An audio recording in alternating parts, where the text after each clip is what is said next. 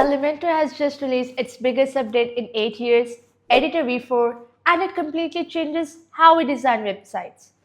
I have been using Elementor for a long time, and this version feels like a whole new experience. It introduces a CSS first approach using classes, states, and variables. No more styling each widget one by one. Instead, create a style for once and reuse it everywhere. This new editor was designed to fix long-standing issues Elementor users have faced, like blotted codes, scattered styling, and slow performance. As Aviv from Elementor team explained, the goal is to make Elementor more scalable and efficient for modern web design. Create more a cohesive design approach and thinking about how a design system working in a website. It started in alpha testing, which was a bit buggy as expected. But now the beta version is more stable and ready for real world testing. Now, let's wrap this up with some few developer concerns and some underrated features that quietly make a big difference. Quick tip: always test Editor V4 on a staging site, not on your real website. It's still in beta, so things can break. In this video, I'll walk you through how to activate it on your site, the new editor interface, atomic elements and how they work, the unified style tab, creating and managing classes using states like hover or focus, the new class manager, a powerful tool called style repeater, how this affects responsive design, and finally, some developer insights and advanced tips. So let's get started. Now to try it out, you need Elementor updated. For the alpha version, update to 3.29 and for the beta version, it's 3.30. So to activate it, from your WordPress dashboard, go to Elementor, select Settings. Here, click the Editor V4 tab, turn it on, and here comes a pop-up reminding us that it's an alpha version. Activate it. Now for the beta version, select Tools from Elementor. Now select the Version Control tab and here enable the beta tester toggle. Again, we've got the warning, don't use it on your live site. Now let's try it out.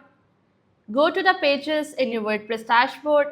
Here, let's click Add New and let's give it a name, something like Editor V4. Now clicking the Edit with Elementor button. Now let's have a look at the editor interface. The toolbar is same as V3 editor. On the left, we have got the widget panel. Here we have our V3 widgets. On the right, we've got publish and preview buttons. If we scroll down a bit in the widget panel, here you can see a new section called Atomic Elements. These are exclusive to Editor V4. So why are they called atomic? Because they are super lightweight. Before, Elementor widget had too many extra divs, which slowed down your site. Now, each widget is just one clean div. That means your site loads faster, the code is cleaner, and even SEO might get a little boost. Here's one important thing to know. You can use both V3 and V4 widgets together on the same page, but you cannot style V3 widgets using the V4 editor and vice versa. They are separate systems for now. As of now, Elementor has introduced 8 atomic elements in Editor V4. Here we've got Flexbox, div block, heading, image, paragraph, SVG, button, and YouTube. More are expected soon. So we have talked about the new atomic elements and why they are lighter. Now let's take a look at how Elementor V4 changes styling. It's called the Unified Style tab and it's a game changer for consistency. In V3, different widgets had different styling panels. It was confusing and slowed you down. But in V4, all atomic widgets share the same styling options. You will immediately notice only 2 tabs, General and Style. The Advanced tab from V3 is gone, making the V4 editor's interface much cleaner and improving user experience. The Style tab is same across all widgets. We've got Layout, spacing, size, position, typography, background, border, effects. The options inside these features are same as well. This makes it so much easy to use. You don't need to remember what options are where. It's simple, clean, and works the same way for all widgets. By the way, if you would like a detailed video breaking down each atomic element and when to use it, let me know in the comment section below. Okay, moving on to the next big thing, and this is a truly highlight of Editor V4, that is classes. This feature lets you reuse style across the site and save a ton of time. You will see a local class in pink. Each widget has its own local class, and any style you apply here affects only this widget.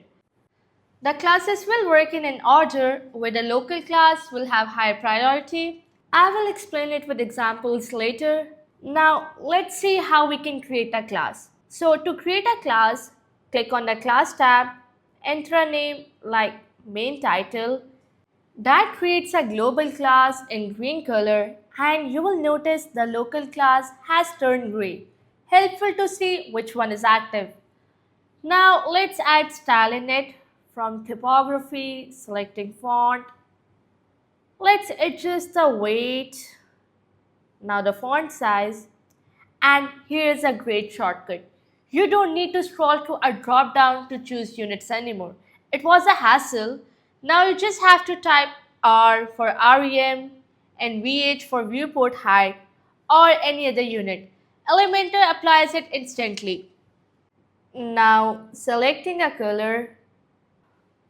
If you don't like any of the styling, just select this brush icon and the styling will be removed. Okay, so we're done with the class styling. Now if I drop more headings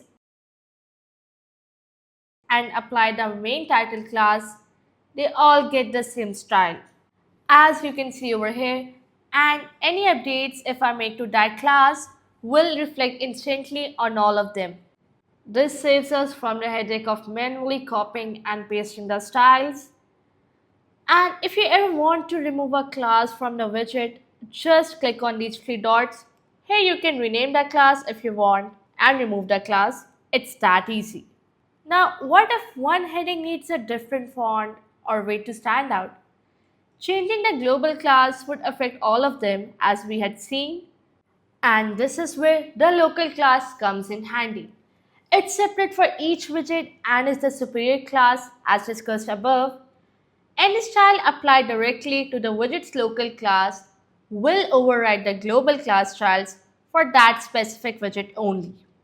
Next, you can also apply multiple classes to a single widget. Let's say I create another class called main title 2 with a different font, color, and background. Now if I add this new class to a heading that already had the main title class, you will notice some styles from the main title 2 override the previous one.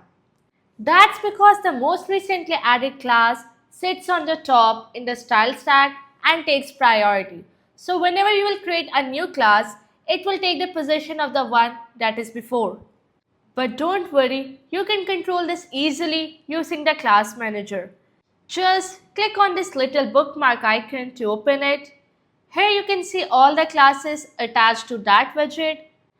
You can drag and reorder them however you want. So if I move the main title class above the main title 2, you will see the font and color changed again because now main title is taking priority.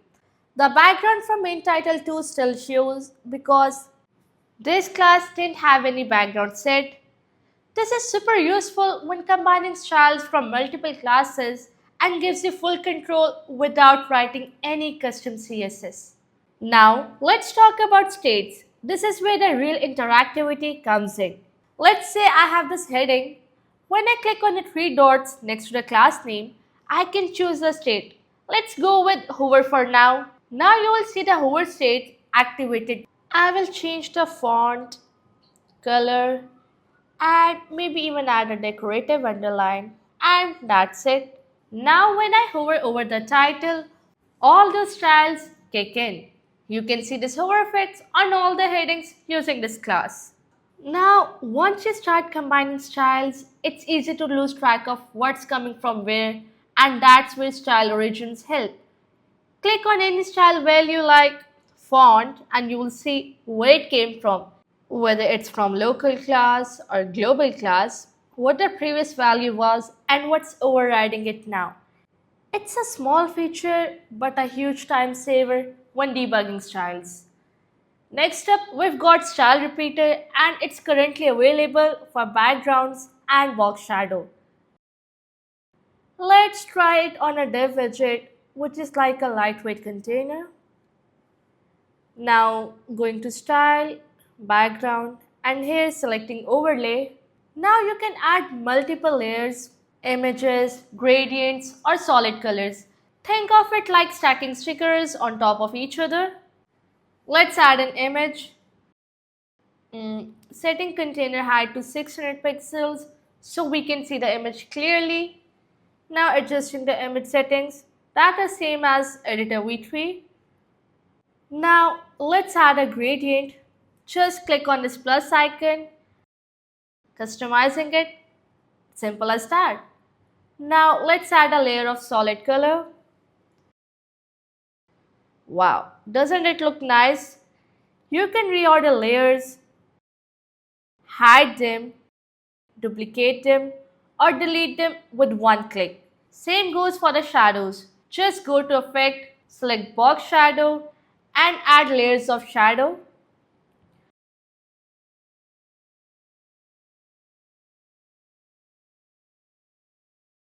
You can stack multiple shadows for cool creative effects.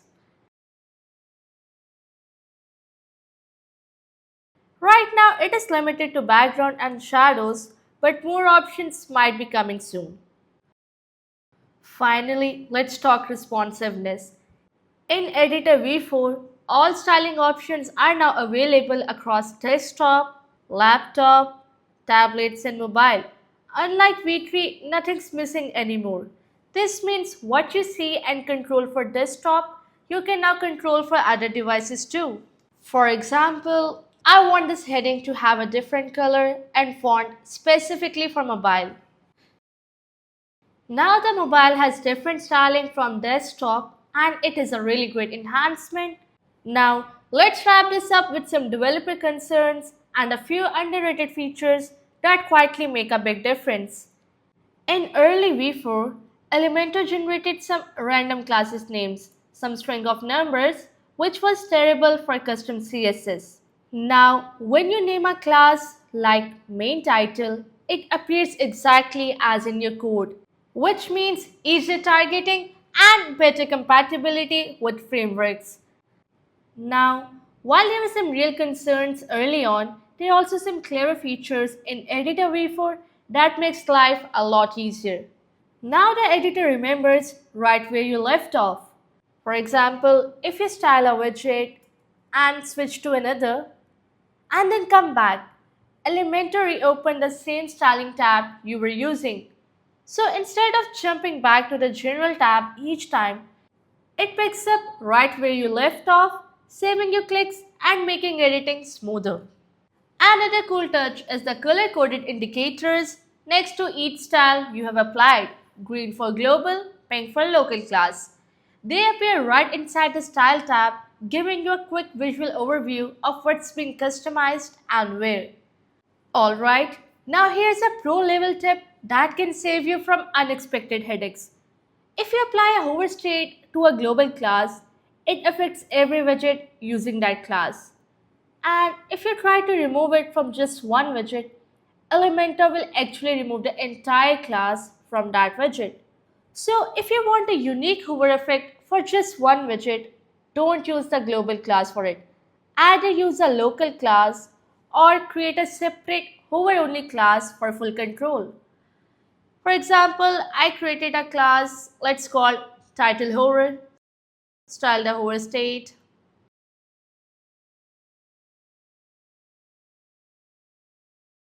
Now I can easily add this hover effect to the widget I want. And if I want to remove it, I just have to delete the hover class, while my other classes will stay the same. This gives you way more control without messing up your main style. Editor V4 is still evolving, but it's a massive step forward if used smartly. Before you jump in and start designing, here's a quick checklist to keep in mind. Test everything on a staging site, it's still in beta. Use global classes for reusable styles. Use local classes to override styles for specific widgets. Try out atomic widgets, they are faster and cleaner. Always check responsiveness. Style now work on all devices. Don't mix V3 and V4 widgets or styling. They don't work together. Don't apply hover to a global class unless you want it to be applied everywhere. If you like this video, then don't forget to hit the like button and subscribe to our YouTube channel for more such videos. Thank you for watching.